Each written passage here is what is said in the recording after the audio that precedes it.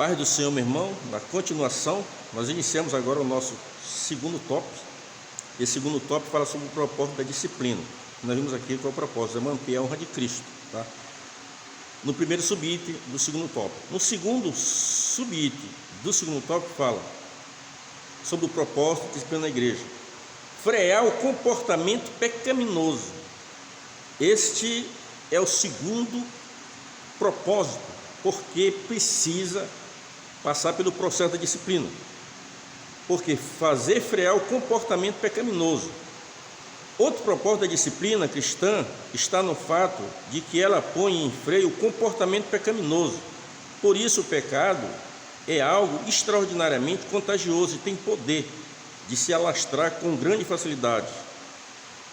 Aqui nós temos em 1 Coríntios 5 e 6 diz: não sabeis que um pouco de fermento faz levedar toda a massa? Eu já trabalhei com comércio e eu trabalhava com frutas. Todos os dias tinha que ter aquele cuidado de ir na caixa de cebola, na caixa de tomate e dos demais legumes. Aí você pega aquele que não está em condição de venda e você separa. Você vê isso aqui dentro de uma loja. Então, se não houver essa disciplina para cortar esse cordão umbilical, a ideia de Satanás é infiltrar o pecado a cada dia mais no meio da igreja. Então, aqui nós vemos o segundo objetivo, né? Frear o comportamento pecaminoso. No segundo tópico, nós estamos aprendendo sobre o propósito da disciplina bíblica. Então, primeiro é manter a honra de Cristo. Segundo lugar, frear o comportamento pecaminoso. E em terceiro lugar, não tolerar a prática do pecado. Deus ama o pecador, mas ele aborrece o pecado.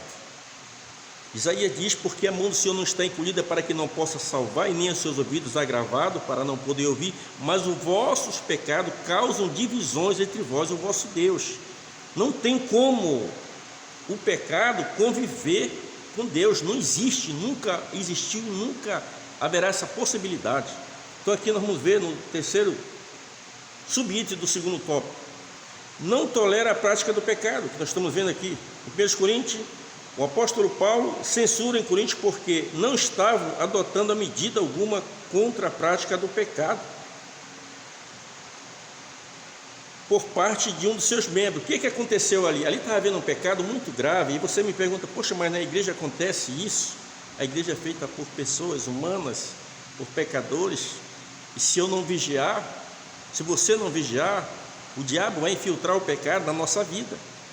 A igreja de Corinto, quando você olha a igreja de Corinto, uma igreja que tinha manifestação dos 9 dons carismáticos, 9 dons espirituais.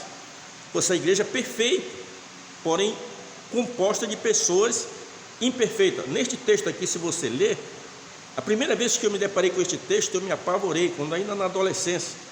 Porque esse texto aqui, se você estudar ele a fundo, você vai ver que o pai de um rapaz havia casado com uma outra mulher, e esse jovem, filho desse moço, estava coabitando com a madrasta. A notícia se espalhou e o pastor, que era o pastor de Corinto, não teve autoridade para punir esta pessoa com a disciplina. O irmão Paulo recebe a notícia distante dali, da família de Clói, recebe a notícia, e Paulo agora manda imediatamente que venha ser punida esta pessoa. Não tem condição uma situação dessa, tá? Você vê, porque essa região ali, onde eu não falar mais sobre Corinto, era uma região que tinha muitos romanos, muitos gregos, havia muitos judeus, pessoas de todas as partes do mundo, era um lugar de muita influência. Então o pecado ali era tenebroso, e o evangelho chegou ali para reverter esta situação. Esse é o poder do evangelho, de transformar o mais vil pecador numa nova criatura. Então nós vimos aqui, aqui na sequência assim: consequência disso é que esse pecado acabaria enfraquecendo a igreja, pois a igreja que não pratica a disciplina bíblica fatalmente fracassará. Pois é, mas o problema é o seguinte: é que o adolescente que fornicou, ou o jovem, ele é filho de um obreiro nosso, o dízimo dele é alto, e fica fazendo vista grossa. Deus não se agrada disso. Deus vai tratar com esse pastor, mais cedo ou mais tarde. Inclusive, se o filho do pastor errar, tem que passar pela disciplina. Eu sou evangelista, se eu cometer um pecado grosseiro, eu também tenho que me curvar diante da disciplina. A Bíblia diz que a vara é para a costa do tolo. E se eu me portar como um tolo, eu vou ter que passar pela vara da correção, que é a disciplina. Desde criança eu fui orientado que a disciplina existe. Então, quando você erra, você tem que admitir que errou, aceitar a correção, para que Deus trate você como filho, não como bastardo. Então diz aqui, nesse sentido, não pode tolerar a prática do pecado, ou o comportamento pecaminoso na igreja, e nem fora dela. Mas tenho contra ti que toleras Jezabel, mulher que se diz profetiza, ensina e engane os meus servos, para que se prostitui como um sacrifício de idolatria. Aqui a carta à igreja da Ásia, lá, a igreja de Tiatira, o pastor estava aceitando esta mulher aqui, que se apresentava como um profeta, mas está levando as pessoas, induzindo as pessoas ao pecado. Aí o Senhor Deus, através do Senhor Jesus, o Espírito Santo, olha, eu tenho contra ti, veja bem, tratando direto com o anjo da igreja, que toleras a doutrina de Jezabel. Nós vamos, na sequência que terminamos então o nosso segundo tópico, o nosso primeiro tópico, falar sobre a necessidade da disciplina na igreja. Em primeiro lugar, porque a necessidade, recapitulando, porque Deus é santo. Em segundo lugar, porque a igreja é santa. E em terceiro lugar, quando a igreja não disciplina, a gente vê as consequências. Segundo o tópico, nós vimos sobre o propósito da disciplina bíblica. Em primeiro lugar, manter a honra de Cristo. Em segundo lugar, frear o comportamento pecaminoso. E em terceiro lugar, não tolerar a prática do pecado. A gente vê as igrejas aí, quando o demônio se manifesta, não existe mais nem autoridade para se expulsar um demônio, porque o pecado, muitas vezes, não é em todos os lugares, por falta de um santo temor a Deus, o pecado vem tomando conta, e as pessoas vão ficando naquele conformismo, certo? No nosso terceiro tópico, vamos aprender sobre as formas de disciplina. Então aqui eu anotei o primeiro ponto, a disciplina chamada disciplina verbal, aquela disciplina que você chama, adverte. O próprio Jesus lá em Mateus 18, ele fala sobre isso. Se o teu irmão pecar contra ti, vai ter com ele, te retrata com ele. Se ele não te ouvir, tu chama uma ou duas testemunhas, e se ele não melhorar, você leva em público, ou seja, diante de todos, que seria a congregação, a disciplina. Então vem aquela advertência verbal. Na empresa é assim, você infringe uma norma da empresa, você é chamado lá, você recebe uma advertência verbal. Na segunda vez que você infringe outra norma da empresa, o que acontece? Você é punido, aí vem você pega, aqui na linguagem do sul muito comum, pegou um gancho de 3 dias, de 5 dias, aí no terceiro em seguida, aí a pessoa, dependendo da inflação que ele cometeu, ele pode pegar até uma justa causa. Então, se numa empresa formada pela sociedade existe normas, porque a igreja ela é formada em normas e condutas. Se você não é obrigado a pertencer a uma igreja, mas se você entrega a sua vida a Cristo e quer estar numa igreja adorando a Deus, você tem que se submeter às normas e à conduta daquela igreja, não trazer os costumes do Egito que representam o mundo. Então, nesse terceiro tópico, vamos ver as formas de disciplina. Eu coloquei aqui na minha lição, na minha revista verbal, a disciplina como modo de correção. As Escrituras mostram a necessidade de sermos corrigidos. A correção contribui para o crescimento e a formação do caráter cristão. Porque que filho há que o pai não corrija, Faz parte da nossa leitura bíblica. Todos os crentes, de alguma forma, tiveram necessidade de ser corrigidos em algum momento. Se alguém não é corrigido quando erra, então, segundo a Bíblia, trata-se de um bastardo, certo? O comentarista aqui, ele apresenta uma situação que houve entre Pedro. Você vê que a correção de Paulo em relação a Pedro foi uma correção verbal.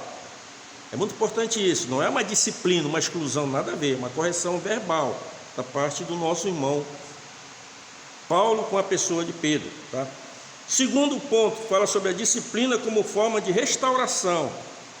Olha, meu jovem, assim, eu preciso disciplinar você, com muita dor na alma que eu vou fazer isto, mas o objetivo aqui é que você possa ser um crente ainda melhor. O objetivo aqui é que quando Jesus vier, nós possamos, eu e você, subir junto. É assim que trabalha, que a gente trabalha, que está na frente do trabalho.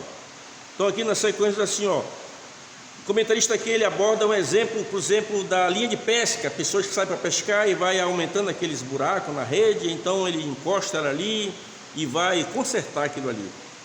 Esse é o grande objetivo da disciplina, é consertar, fazer reparos. que a pessoa possa refletir e dizer: eu preciso melhorar nesta área. Se você não tem força, peça a Deus que Ele dá força a você. Então essa disciplina é como restauração, porque esse é o objetivo da disciplina. O objetivo da disciplina não é banir a pessoa da igreja. Nós não estamos na antiga aliança. Na antiga aliança a gente olha que Nadab e Abiú, se você for estudar sobre esses dois, ali foi uma disciplina da parte de Deus direto, porque era lei. Dentro da lei não havia esse consenso que há na graça. Você vê que eles foram consumidos diante do altar, e eram sacerdotes, não eram simplesmente, digamos assim, uma membresia de uma igreja, não. Eram as pessoas da linha de frente. Mas como era a lei, era diferente da graça. A graça vem a disciplina para que você possa melhorar, se retratar com Deus e ser um crente melhor, para que quando Jesus vier, eu e você possamos subir, tá? Então aqui nós vimos o nosso irmão Paulo, ele apresenta aqui no segundo subitem do terceiro tópico, a disciplina como forma de restauração. E em terceiro lugar, a disciplina como modo de exclusão. Achei muito forte essa colocação do pastor, mas faz parte, né? Exclusão. Porque, no meu entender, essa exclusão ela tem que ser apenas cortada da Santa Ceia, cortada das atividades da igreja, mas não a exclusão no caso de banir, porque até inclusive é usado o texto aqui, lá de Paulo, que Paulo foi muito duro realmente, e ele tinha razão de ser duro com aquela situação ali. E a situação não é diferente, né, nos dias de hoje. Então diz assim, esse tipo de disciplina é também conhecido como cirurgia, que seria a exclusão, né? Isto porque o membro é cortado do corpo de Cristo. Tirai, pois, dentre vós esse iníquo. Está se tratando daquele mesmo fato que eu falei aqui no início, daquele jovem que coabitou com a sua madrasta. Tenebroso esse pecado. Olha, quando a gente só de ler isso aqui, a gente já, sabe, a gente já se sente mal. Aí você pergunta, mas por que está estes textos na Bíblia? Para que a gente possa aprender com os erros e acertos das pessoas, e não venha enveredar por esse caminho, que a Bíblia é a palavra de Deus, ela não esconde erro de ninguém. Quando alguém fazia o que é bom e reto aos olhos do Senhor, a Bíblia fala, a Bíblia dá louvor a esta pessoa. Mas quando a pessoa transgrediu os mandamentos de Deus, não importa se era rei, quem era, sacerdote, a Bíblia ela não esconde erro de ninguém. É muito importante, e eu amo a Bíblia, em primeiro lugar, porque é a palavra de Deus, em segundo lugar, por causa dessa clareza que ela nos traz. Então diz assim, esse tipo de disciplina é também conhecido como cirurgia. Isto, o membro é cortado do corpo de Cristo. Nesse caso, há um desligamento não apenas do afastamento da comunhão. Em verdade, eu vos digo que tudo que ligardes na terra será ligado no céu, e tudo que desligardes na terra será desligado no céu. Assim o indivíduo perde a condição de membro pelo desligamento, já que o Senhor disse que ele passa a ser considerado um gentil ou publicano, né? Esse desligamento aqui corta o vínculo da comunhão entre os membros da igreja. Não há, portanto, mais vínculo entre o crente e o excluído.